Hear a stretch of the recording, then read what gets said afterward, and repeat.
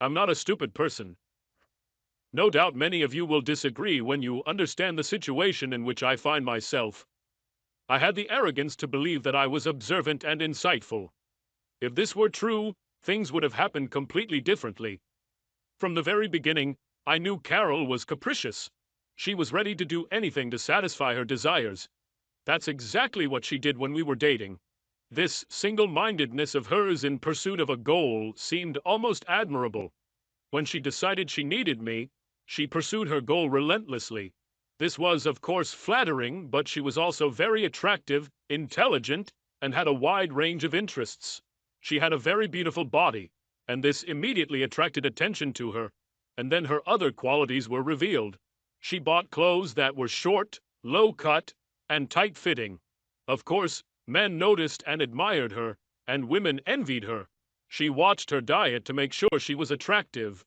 None of my assurances convinced her. She needed verification from outside attention.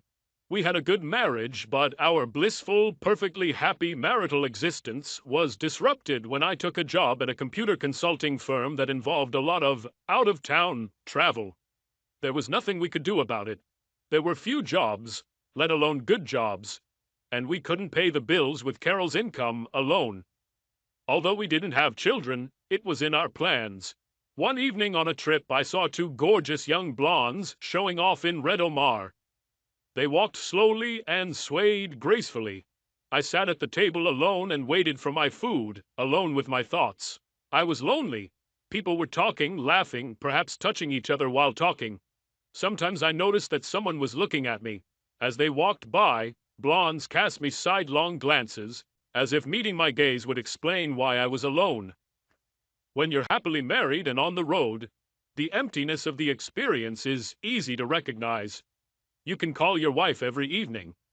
What can you say about your day? I had lunch alone, went back to work, and realized that most of the sales information could be transferred to the marketing department. You can tell her that you had dinner at a restaurant last night and went back to your room to watch TV. You ask how her day was without you. At least she has friends at home.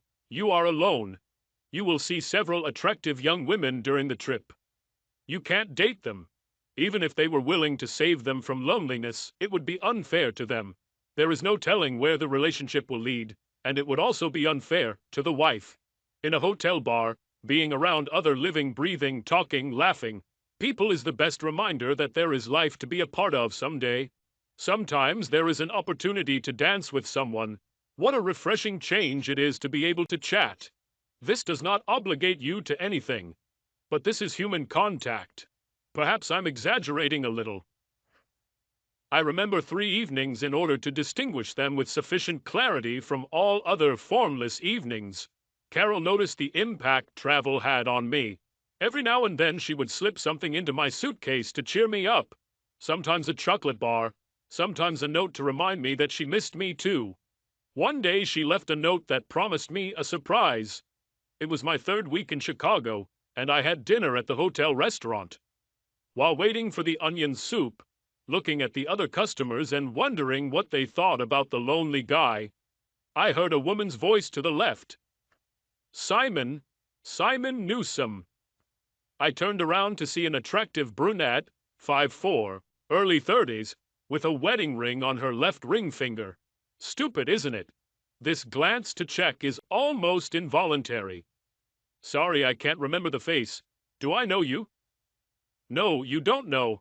My name is Annie Carson. My old friend Carol Newsome invited me to dinner with you today. She had a different name when we were friends in college, but I hear that she has since married a handsome guy. Do you mind if I join you? Of course not. I was stunned. Carol said you spend a lot of time alone and she wanted some company for once. Wow, she's great. Yes, you are lucky. Marvelous. I think this is the most incredible gift I have ever received. You don't even know half of it. She harassed me until I changed my schedule to meet you here. Carol can't take no for an answer. It took her 5 phone calls. It's nice to feel her care. This is true. You know you have a nice smile, Simon. Don't forget to tell Carol this. I'll have to thank her properly when I get home. She mentioned it. She said she'll be waiting for you in her little black nightie when you get home. An attractive man approached our table. Men don't interest me, but I know how to evaluate men. Simon, this is my husband, Richard. I stood up and we shook hands. You seem surprised, Simon, she said. Did you really think that your wife was going to set you up with a beautiful seductress while you were alone and far from home?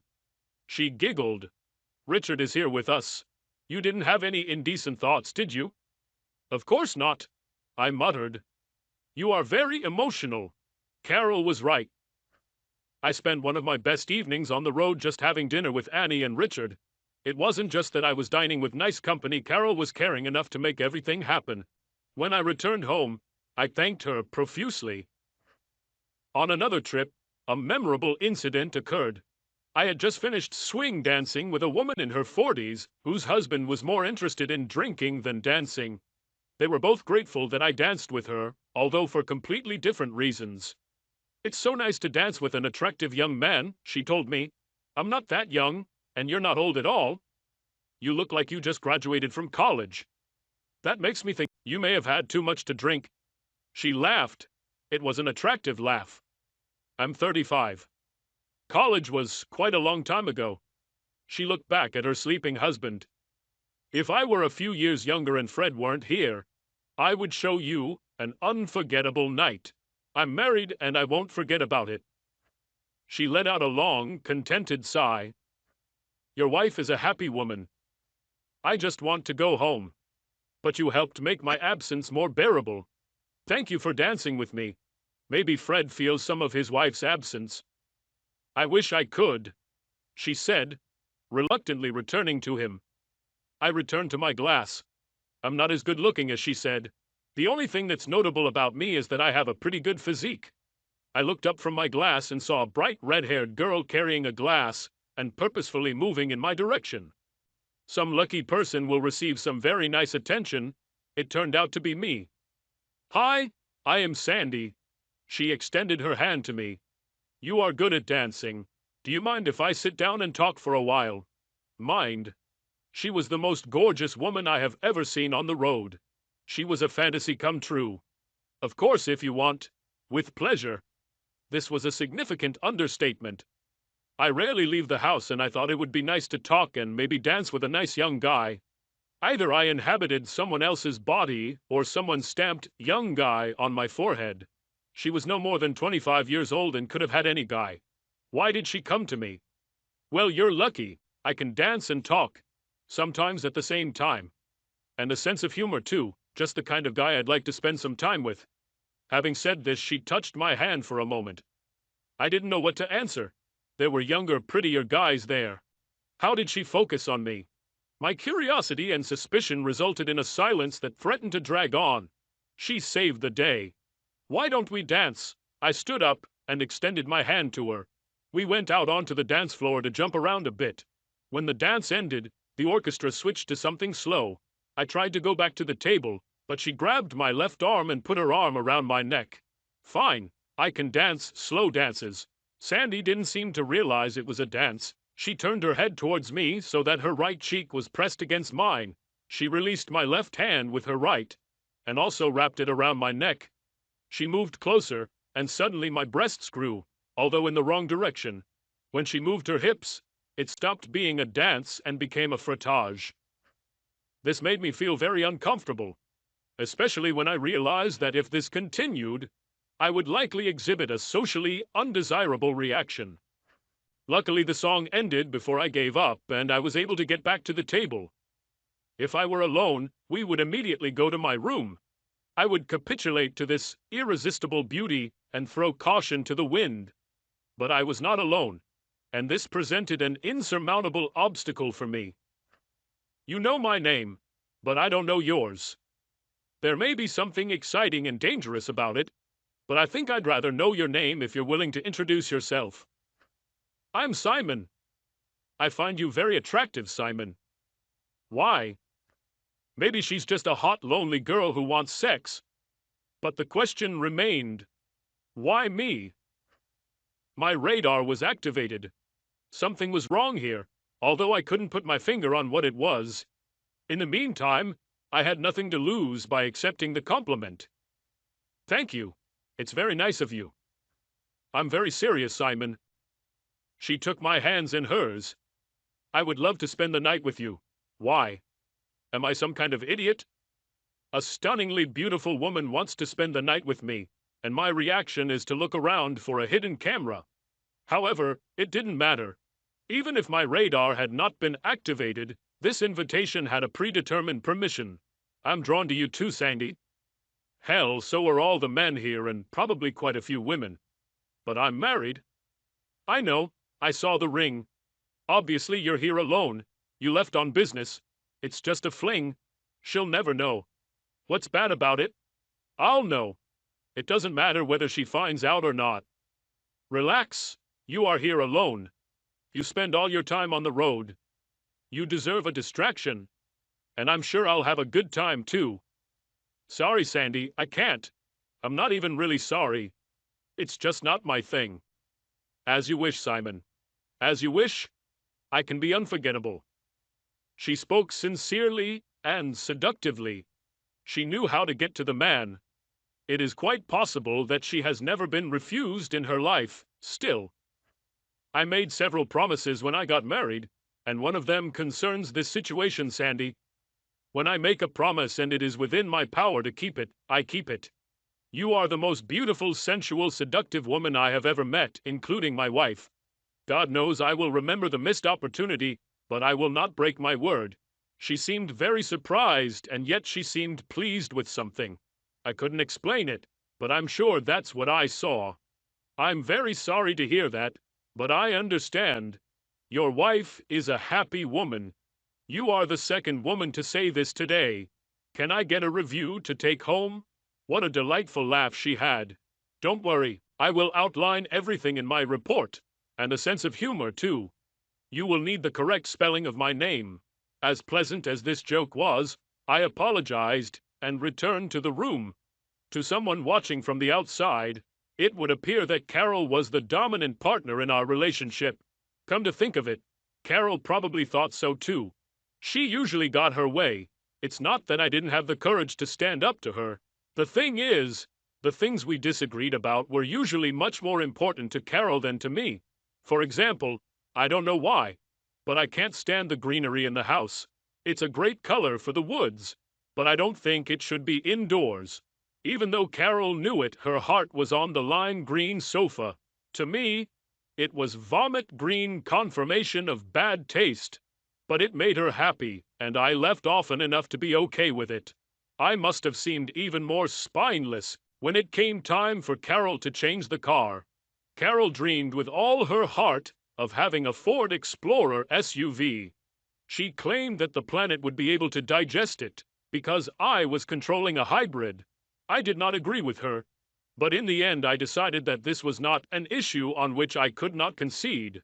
Like I said, Carol was relentless when she wanted something, but to her surprise, she discovered that I was not a complete weakling at everything.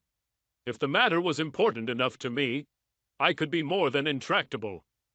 I think she came to this conclusion the day she told me she wanted to buy super expensive lingerie. I told her we couldn't afford it. She immediately rushed into battle.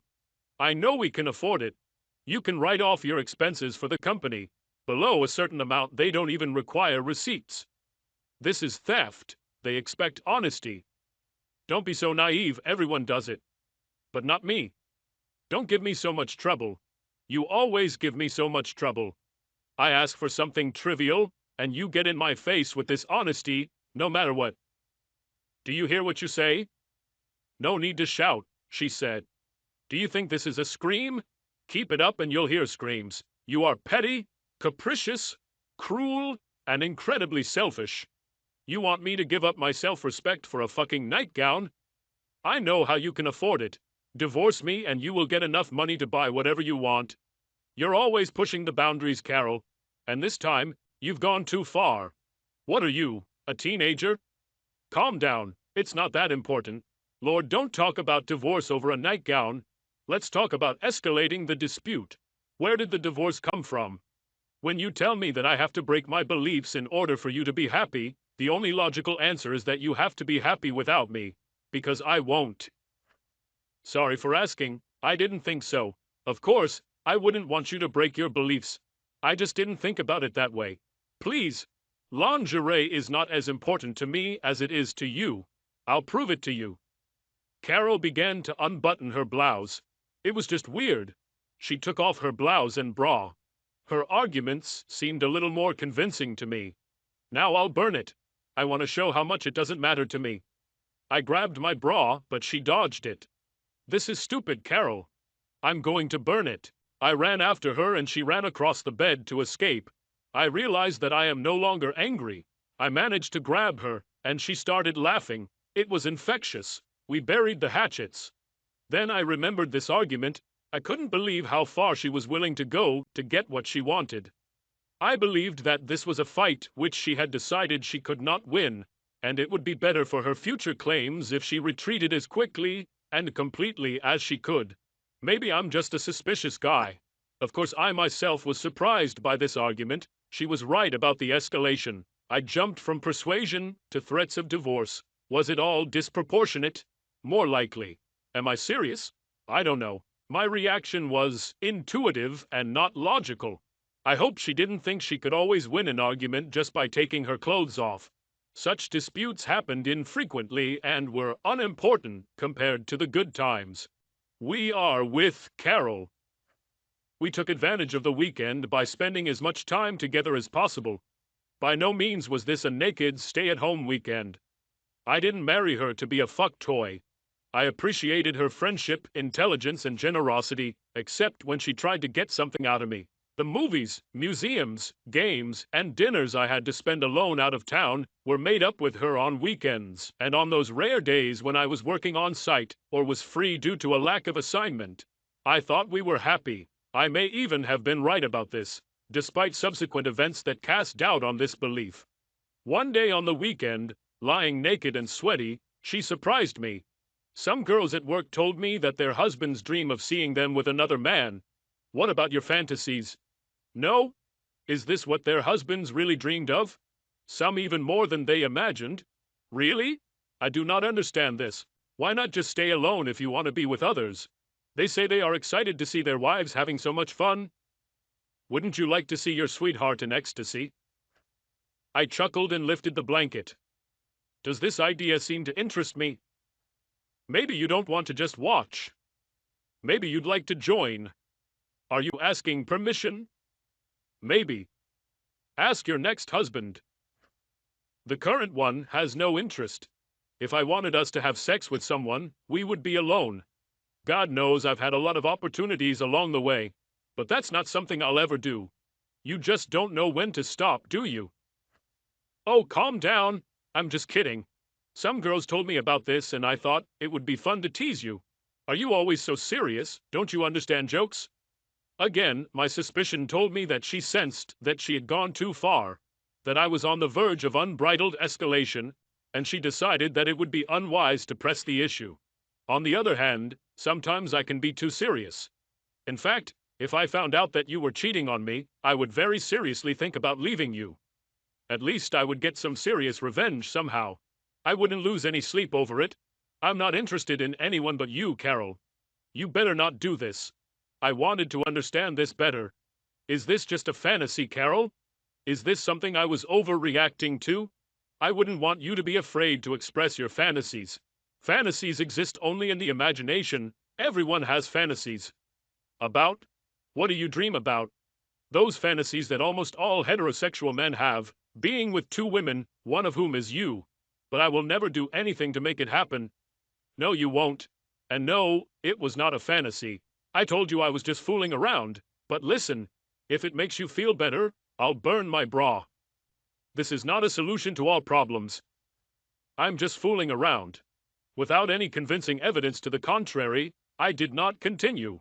It was a Friday night in Evansville, Indiana, and I couldn't get on a plane until the morning. This was my 4th week on the road, and I was glad to be able to spend the week at home. Not only was I tired, but I was also in pain. My teeth have been hurting for the past 3 days, and today I picked up a prescription for Percocet, and an antibiotic from my local dentist. Pain wears me down and affects my judgment. It is much more difficult to concentrate due to pain. Work was finished, and I had dinner at my hotel restaurant. It's not that I didn't eat, but I was supposed to take Percocet with food. Suddenly, a pair of female hands covered my eyes from behind. A pair of breasts pressed against my back. I felt her soft hair touch my neck as she spoke softly into my ear. Imagine that we met here, strangers. I immediately recognized this voice. Nicole, what are you doing in Evansville? It was too easy. She pretended to pout. Travel for work. I'm coming back tomorrow. What about you? Me too. I've been working here for about 4 weeks now. You know how often I get sent away. She knew because she was my wife's best friend. Does Carol know you're here? Did she send you? I don't think she even knows I'm out of town. Have you eaten yet? Would you like to join me? I don't know. I do not want to be a burden. It was a very pleasant surprise. I liked Nicole. She was fun to be with. Even if it wasn't, it was much better than being alone. This turned out to be much better. Dinner paled in comparison to the sparkling conversation. Did Carol send Nicole, like she sent Annie, just so I could have another good evening? What a caring wife I have. After dinner, we danced a little. There were some slow dances, but Nicole didn't take the same liberties as Sandy. We returned to the table and ordered a cup of coffee. Nicole, I really enjoyed your company this evening. I hope I meet you again when I'm on the road. I also know what it's like to be alone on the road. No, you're lonely and sexy. I bet you don't often have dinner alone. Do you take sugar or cream? Sugar, I said. We sat for a while, sipped wine, and talked. I started to feel strange even though I had only drunk 1 glass. I'm not feeling very well, Nicole. I wonder if I should have stayed away from alcohol after taking Percocet. I didn't read the damn instructions. I think I better go back to my room. I'm sorry the evening ends so early. Hope you're feeling better. I started to get up but felt dizzy and fell back into my seat. I'll help you get back to your room. I reluctantly accepted help, but my legs were shaking, and I felt uncharacteristically compliant. I accepted her offer. The side wall of the elevator really helped her keep me upright. She took my key card and showed me to my room. I felt strange, not sick, just weird. If it weren't for the extreme unsteadiness of my legs, I would have thought I was just a little tipsy. Percocet is a drug, isn't it? Thank you for helping me get back to my room. It was so great. She helped me get to bed. Are you feeling well? You're acting a little strange. I feel great. I had a big smile that just wouldn't go away. Let's dance. I tried to get up, but my legs wouldn't obey me. Be careful, she said. You are so cute. You are also very cute. She kissed me on the cheek. Thank you. I hugged her tightly. It must have been too long because at some point I realized I was hugging her and didn't remember when I started. I think I'd better put you to bed. No, I can do it myself. I lifted my leg with my hands, fell off the bed, and started laughing. For some reason that escapes me now, I found this hysterically funny. Of course you can. She sat down next to me on the floor and took off my shoes and socks. I was of little use. She took off my jacket with difficulty, stood up and hung it on the chair. Then she came back and helped me back onto the bed. After unbuttoning my pants and lowering my fly, she pushed me onto my back and tried to take off my pants. I couldn't help it. You're trying to seduce me. I also thought it was very funny, and I laughed until I lost my breath. I don't like the way you look. I'll stay for a while in case you need help. Cold. I just don't think I can leave you alone. Cold.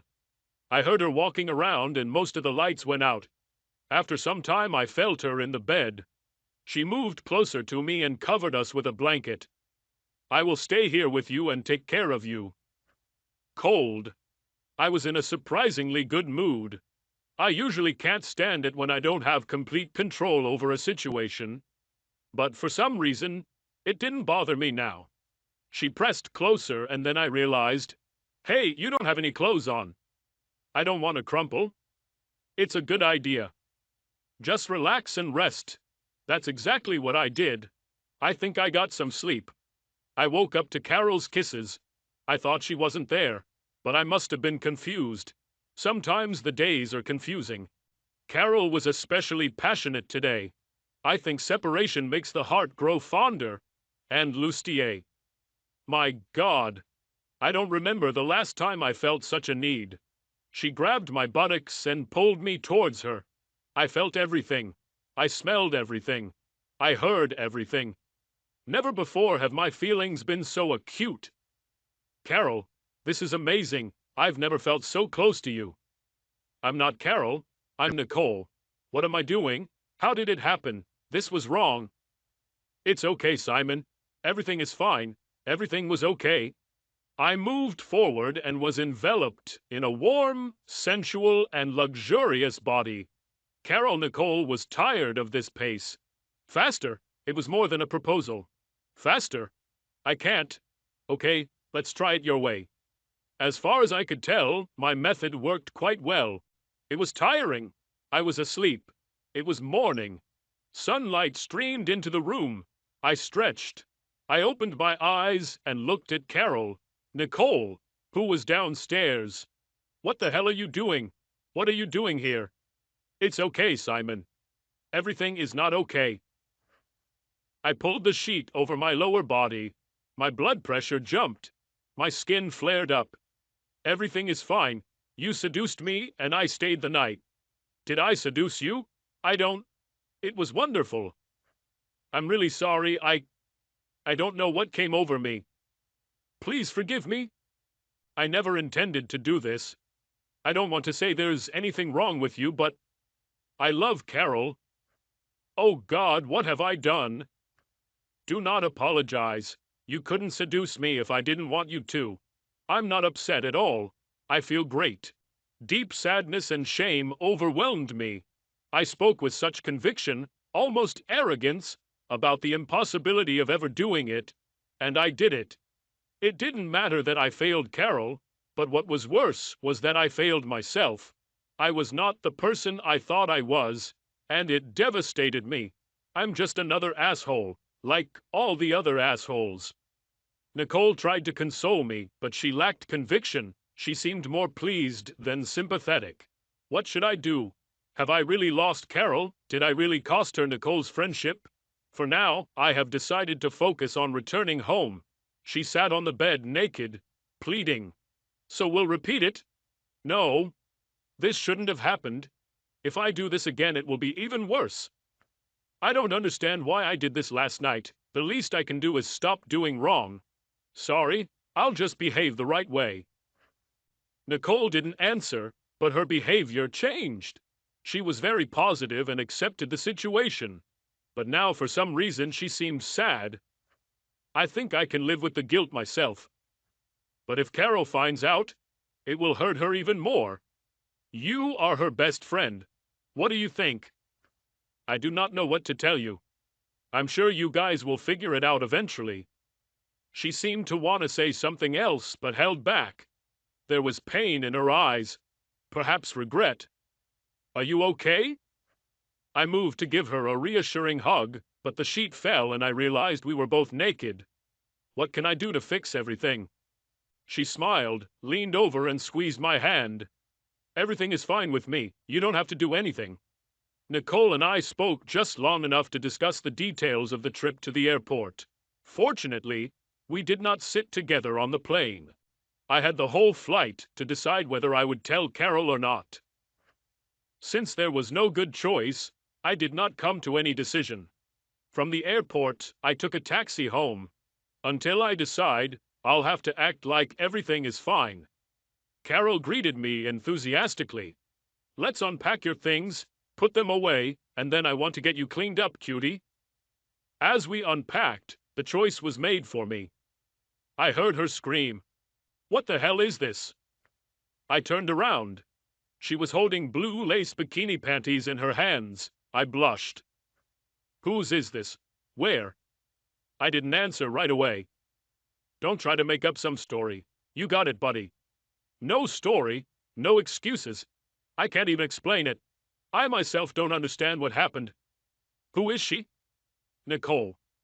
Did you have sex with my best friend? You make me sick. Get out. Stay in the guest room. I don't even know if I can talk to you again. Get out. Everything went better than I expected. I was still married, at least for now. On Monday, I went to the doctor for a checkup. I had no reason to believe that Nicole had any illnesses, but it would be foolish not to be as safe as possible at this late date. Carol didn't talk to me for 3 days. She was still angry when she spoke. I decided not to divorce you, but I'm angry and I know what I need to get through this. I'm going to take revenge. I'm going to find someone to have sex with, and I want you to be there when I do it. Carol, 2 wrongs don't make a right decision. For me, this is the right decision. I'm just going to use strangers. You had sex with my best friend. I did not want to. I didn't have any plan or intention. It just happened. Would you rather for me to wait until some stranger starts making advances toward me before I let it happen? I'm not trying to soften the severity of what I did. I'm saying that methodical planning takes cheating to another level, beyond what I was doing. As for observation, there is no chance of that. What if I insist? What if I need it to get through this? Otherwise I won't be able to stay married. I started to fuss. This is your fantasy, isn't it? You've already talked about this before. Do you think you need this to forget about my behavior, or are you just using this as an excuse to force your fantasy down my throat? What if you go too far? How will it end when one of us gets so far that we break up? Is this your idea of how to get through this? You speak impudently for someone who has fallen so low. I speak as if I love you and don't want to go down a path where it will be impossible for us to be together. Is there really no limit? Everything is fine. We'll make up if you watch. She seemed more disappointed than angry. At least you recognize my right to get even. I didn't even remotely say that. There is no right to do wrong. I just said that I have no right to blame you. No matter how much I've ruined our relationship, I think what you're planning will only make it worse. I will let you know. You will know when this happens, because until then, you will have nothing from me. This was wrong. I mean, there was something inappropriate about this whole situation. It took her 3 days to decide on the appropriate action. But she also told me that if she ever caught me cheating, she would take revenge. But she was quite insistent that I watch her, and she had said so before. She seemed disappointed that she did not get this concession from me, although her behavior before and after was angry. How long will I be cut off? This was a tactic she had used in the past to get her way. If her revenge is swift, it will probably be because she had someone in mind all along. Besides, she didn't really respond to any of my arguments. This was typical when she was trying to get something. But in other circumstances, she thought carefully about my words, responded thoughtfully, and sometimes agreed with me. What I had was inconclusive evidence and a bad feeling. I decided that I needed to gather more information to find out what was really going on. Maybe she was going to pretend to be a liar to teach me a lesson. But then she wouldn't insist that I watch, unless she was prepared for me to dissuade her. Maybe that was exactly what she said, revenge. Maybe she had this all planned out in advance and was just looking for an opportunity to be with him, in a way where she couldn't be blamed. Maybe she had an affair with him while I was out of town, and it was staged, so that if I caught her in the future, she could say, "It was just one time with my boyfriend for revenge, and I'm sorry." Maybe it was something so twisted and insidious that I couldn't even imagine it. I decided the only way to find out was to tape them so I could hear what she said and see how she behaved. I needed to act quickly. I had no idea when she would do it. I went to my office in the basement and searched the internet for information and specifications for surveillance equipment. I also looked for local stores to stock the equipment because I didn't know if I had time to wait for it to ship. Shortly after Carol left home, I went about my business. Most of the day was spent setting up the cameras and wiring and hiding them. I hid cameras in our bedroom, guest bedroom, and office. These were the most likely places for a date. I guess I could have installed cameras in the living room and rec room, but I was trying to figure out what it was doing, not creating a spy network. Perhaps I focused on this to distract myself from the guilt and worry about the damage done to our marriage. On Friday afternoon, Carol called me at the office and told me not to worry about being home for dinner. She said that I should spend the night somewhere else and that she would call me when it was safe to return home. I didn't have to do anything. The programs were already connected to my network and the recording would be motion activated.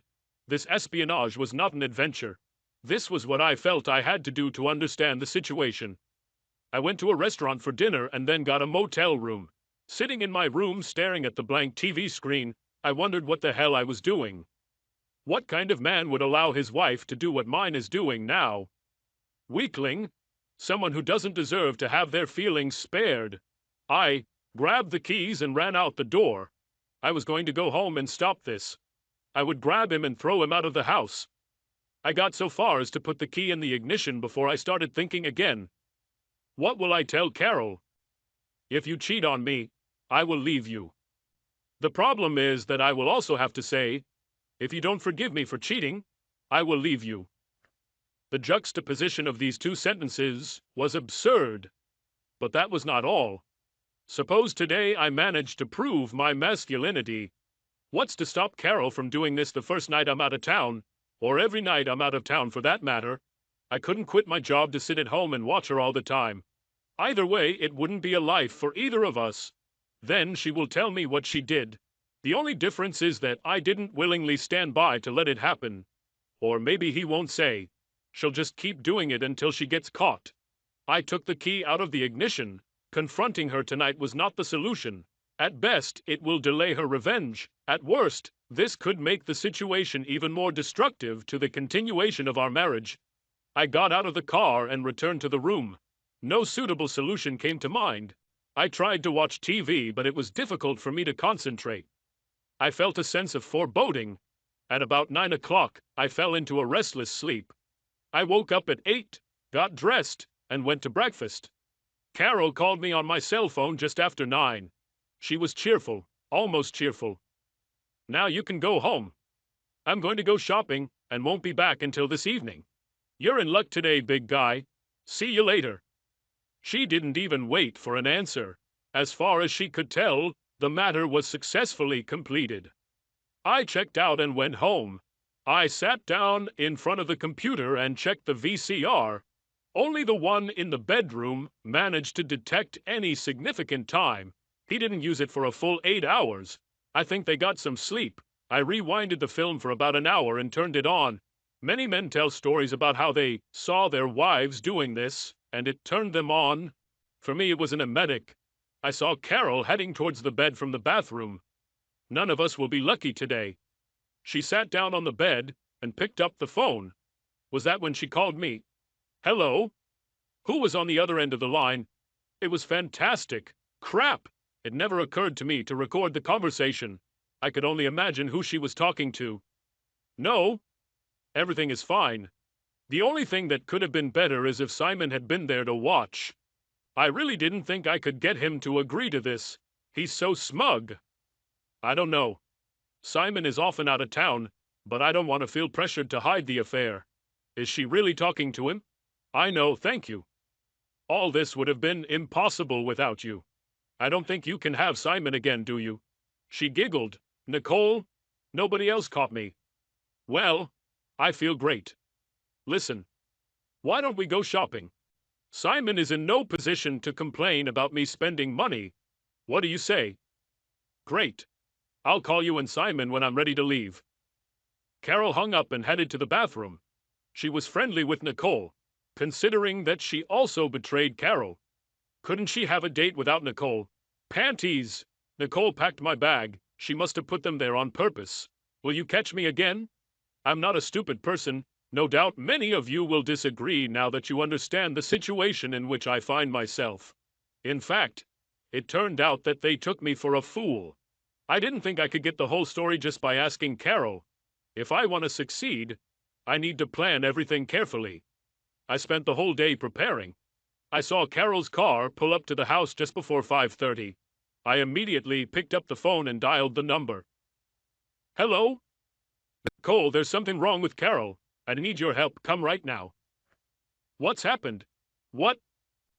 I hung up. Melodramatic, of course. But I wanted her to help me uncover the truth. and I had to convince her to come. I heard the key turn in the back door lock. Carol's hands were full. She placed the bags on the kitchen table. You look awfully serious for someone who's about to have a good evening. Carol couldn't be happier with her situation even if she won the lottery. Come here, sit down. We need to talk. What kind of crap is this? You're fooling me, and I should come and talk.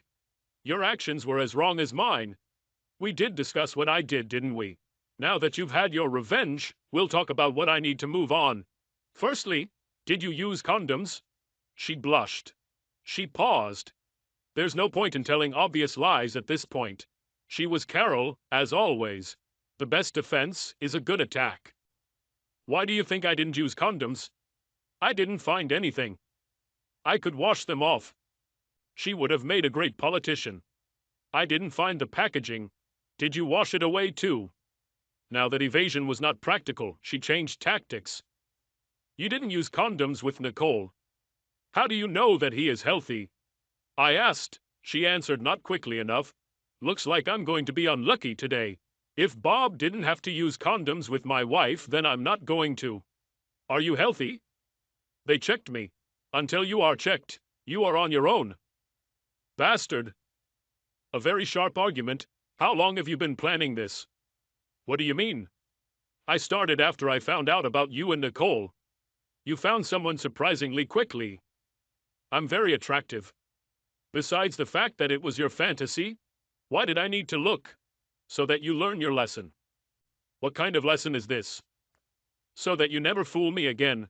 She was starting to worry. And how come I didn't learn this? Didn't I know how much I hurt you? Wasn't I disgusted with myself for my lack of self-control? Aren't I hurt enough by what you're doing? And by the fact that you're planning to do this to me? How could I have learned this lesson better? She didn't answer. There was no reasonable answer. Who was he? Just someone I know from work. How did you manage to persuade Bob so quickly? How long have you been flirting? He was just attracted to me. I spoke to him on Wednesday. You said, "Hey Bob, are you doing anything on Friday? I would like you to spend the night at my house, having sex with me in my marital bed." Without preamble, he's a really nice guy to say yes to right away. His name is Frank, and it wasn't like that at all. I have to tell you, Carol, that I have collected some evidence in this situation. Be very careful not to lie. It was disgusting and vile to deceive me in this way. I think I can survive this, but if I feel like I can't trust you, there's no reason for us to restore this marriage. Since you don't know what exactly I know, you're taking a big risk if you don't tell me the truth. You mean you'll leave me after what you did? I'm saying I'll leave you if I can't trust you after what you did. If I can't trust you, how do I know you won't kill me in my sleep? I would never do this. But the question is, how far will you go? I saw Nicole's car pull up. Did you conspire with Nicole to make me cheat on you? You are crazy. Maybe. But you didn't answer my question. And don't forget that I have proof. Also, I'm going to ask Nicole about this. She doesn't want to talk to you. Just in time. The doorbell rang. Here she is. Why did you call her after you were done with Bob? Frank, I headed towards the door. Shouldn't we look for another answer? How did you agree to go shopping with her? Well, yes. I called her about this. I didn't call to talk about this. Nicole rushed past me into the living room. Carol, are you okay? Simon said. There's something wrong with you. I didn't give her a chance to answer. Nicole, when did you and Carol start planning this? Carol intervened. What are you trying to pull out? Carol, calm down. We're going to get to the bottom of this. It's not like that light was to be kept. You have the nerve to drag this into our house. If we don't solve this problem, this will just be your house. You can have sex to your heart's content here, without me. Either my sarcasm or this prospect seemed to be enough to calm her down for a moment. What's wrong with Carol is that we're having a critical conversation about marriage. Nicole, when did you start planning this? Plan what? I do not understand what you're saying. How did your panties get into my suitcase? It was just a mistake. I put them in the wrong place. Do you really think I'm that stupid? I admit that I was an incredible fool in this whole thing for a while. But I'm not that stupid. Only one pair? Well, Nicole didn't have a ready answer. How is it? I pretended to look at my notes. None of this would have been possible without you. They both looked surprised. Didn't it occur to you that I could tap phones? When did you start planning this? I didn't care who answered. The silence seemed to last forever. Although in reality it was probably less than a minute. I was waiting.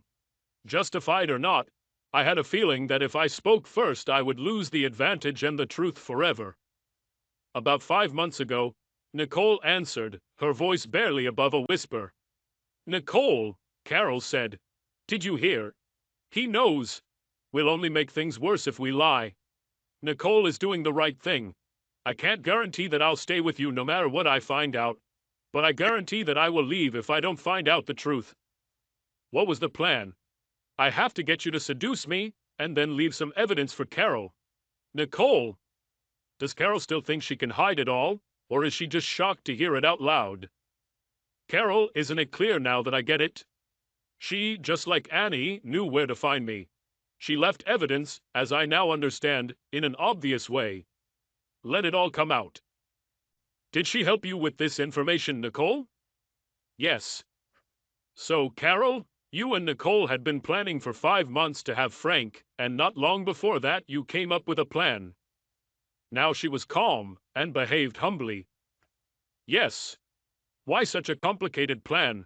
Why not just change it while I was out of town and hide it from me? I thought you'd leave me if you found out. Is this better? I didn't think you'd find out. Why did you do that? I didn't think you'd find out. And this is the reason? Frank has been flirting with me for a long time. It made me feel attractive.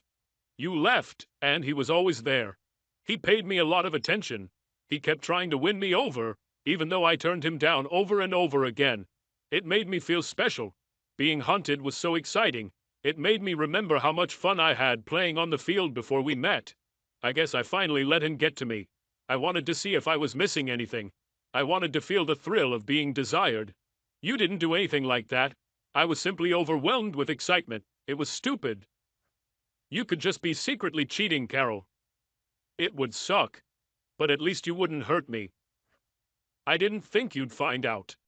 So you betrayed me by deceiving me with Frank? And you betrayed me by making me think that everything was my fault?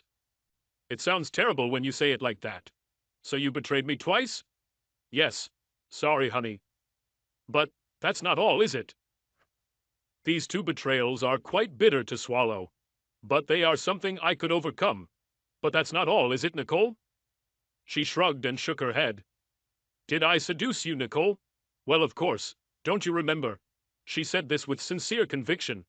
No, that's why I'm asking. I only drank 1 drink, but in the end I felt very bad. I remember bits of the evening, but not much. Did you do something to me? It could have been Percocet. And what else? What are you talking about? Asked Nicole. What did Carol mean when she said, I don't think you can have Simon again, do you?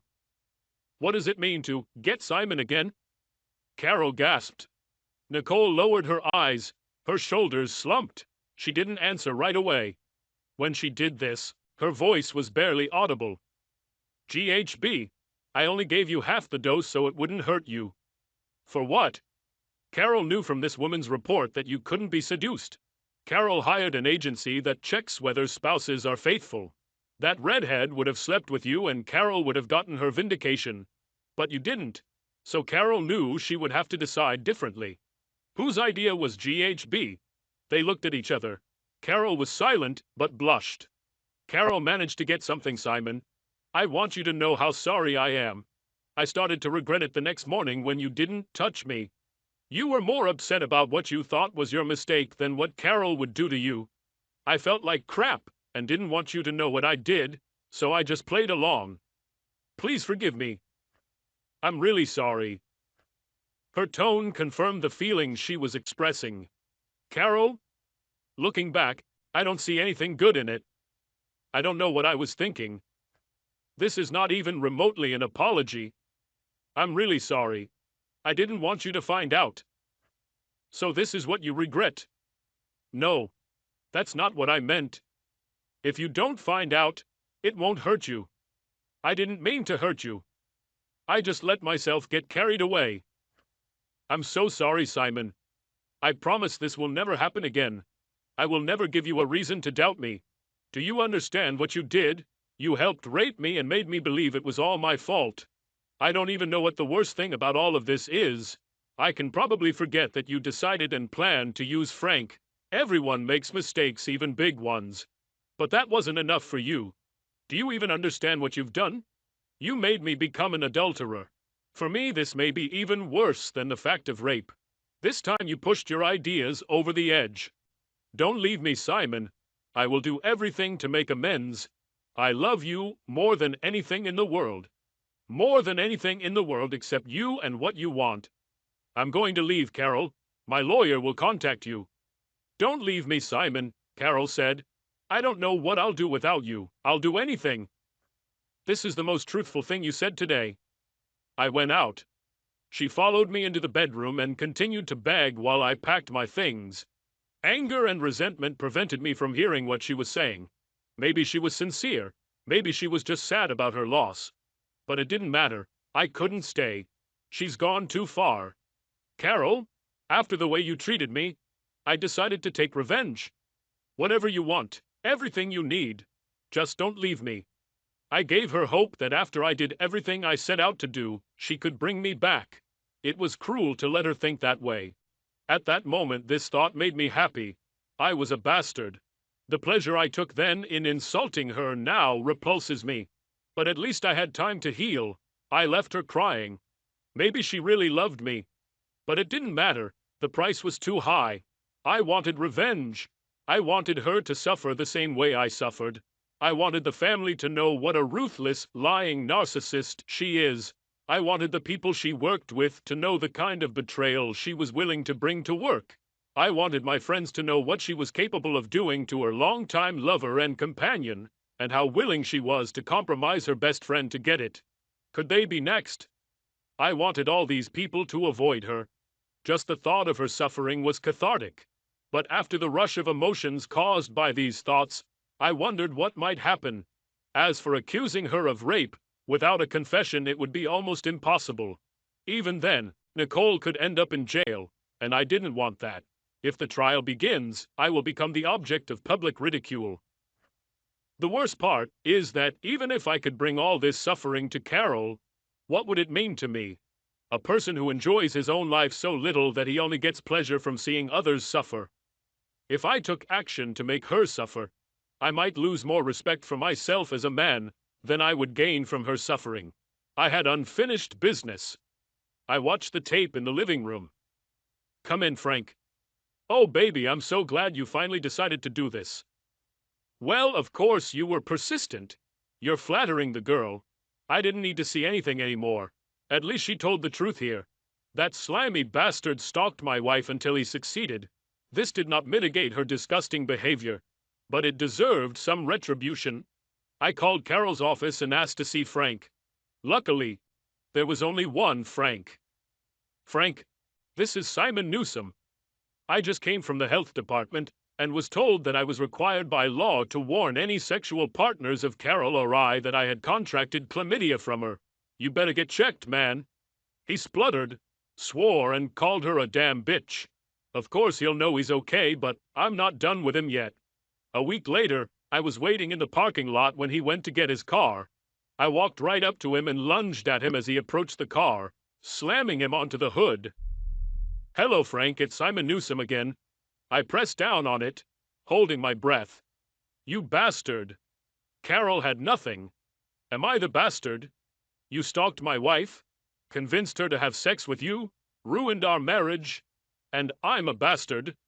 I continued to press him, either because he found it difficult to breathe, let alone speak, or because he had nothing to say.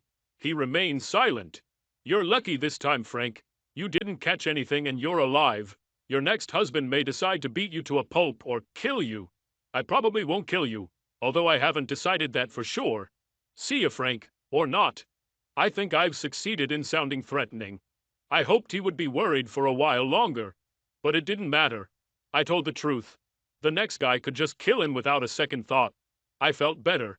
Such revenge did not diminish me. I forgave Nicole. She showed real remorse. We even became friends. Carol kept calling, but 2 months passed before I answered her call. Carol, I'm actually not very interested in talking to you. I just wanted to tell you that I have decided to forgive you. I can't say whether you deserve it or not, but you can take me off your conscience. Does this mean that we have a chance to be together again? I forgive you, Carol, but I don't think I can forget. I can't imagine that I'll ever be able to trust you. I will never give you a reason to doubt me again. What happened is enough. Please. I cannot do it. Goodbye. I hung up without waiting for an answer. I spoke without any malice. I just didn't want to risk my peace of mind. I spent a significant part of my life with her, and most of it was very good. I sincerely hoped that she would be happy, but I was not interested in that. If I never hear anything about her life again, I'll be fine. I spoke to Carol again. She called from a new number. Hello, Simon. Carol, we have nothing to talk about. Just give me a minute and listen. That's all I want. I thought a lot about my behavior, especially after you said you forgave me. I could never find the words to adequately describe how badly I behaved. Not only was I willing to risk our relationship over something useless, I was willing to rub your nose in it. I have no idea how I could have done this, and I'm really sorry. I'm not asking you to take me back. They wouldn't take me back after I got in. What I did would be a shame if I did it to a stranger. That I could do this to someone I love, and even worse, to someone who loved me, fills me with disgust. I know this doesn't excuse my behavior, but I needed to give you a sincere apology. I know how empty and useless my apologies were at that time. I understand now. I hope this is of some value to you. After about 10 to 15 seconds, I came to the conclusion that she was finished. Not only did she say the right things, but she seemed sincere. I didn't realize it until now, but I guess I needed to hear them. Thank you, Carol. We both had nothing to say and ended the conversation. Sometime later, Nicole told me, without meaning to, that Carol was unhappy. She rarely goes out. They don't even date anymore. It's a shame, of course, but that's not my problem. I had what I originally wanted, Carol's unhappiness. It didn't bring satisfaction. I loved her, but I probably could have guessed everything from the very beginning. The totality of all her virtues and qualities distracted me from a character flaw that was serious enough to allow her to abandon marriage for the sake of fantasy. I no longer date stubborn women like her. I'm looking for a woman with a kind heart. I also changed my profession. Now I stay at home almost all the time. I hope someday there will be someone to stay home with. Subscribe to our channel so that your second chaff doesn't cheat on you, and go ahead and listen to the next story, because this story is nothing compared to the next one.